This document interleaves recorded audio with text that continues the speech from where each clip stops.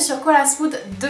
Donc je vous retrouve aujourd'hui avec un maquillage, ce maquillage qui est très facile et très rapide à reproduire. Donc je vous le conseille pour un maquillage de tous les jours. Bon, bien sûr vous pouvez changer, faire un peu ce que vous voulez, mais je vous montre une base qui est rapide et facile à réaliser. Donc moi j'ai mis moins de 10 minutes, donc c'est vraiment parfait pour aller au travail, pour aller en cours, pour aller à la fac, n'importe, parce que c'est rapide et ça donne un effet très naturel et en même temps flawless, on va dire.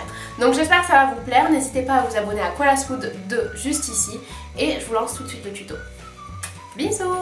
Donc pour commencer, je vais utiliser ce spray de chez Urban Decay qui va me permettre de faire tenir mon maquillage mais aussi de contrôler mon excès de sébum, on va dire. Ensuite j'utilise mon fond de teint préféré, le HD de Make Up For Ever, et j'utilise avec un Beauty Blender. Donc si vous n'avez pas vu ma précédente vidéo, je vous explique dedans comment utiliser un Beauty Blender. Pour cacher mes cernes, je vais utiliser le Prep and Prime de chez MAC qui est génial parce qu'il est un tout petit peu saumonné. Il va pouvoir cacher mes cernes bleues que je ne supporte plus, et je l'applique aussi sous le nez, sur le nez pour illuminer un peu, et sur le menton. Et bien sûr, je fonds tout ça avec une fois de plus le Beauty Blender.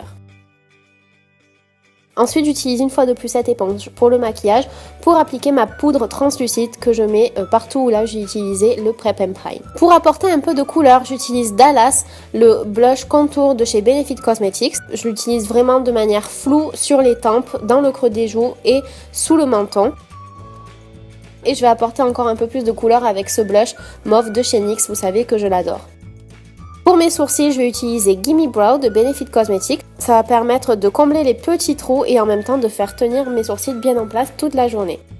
Pour les yeux, je commence avec un fard crème de chez Chanel, mais je vous rassure, vous n'êtes pas du tout obligé d'utiliser un fard crème aussi cher.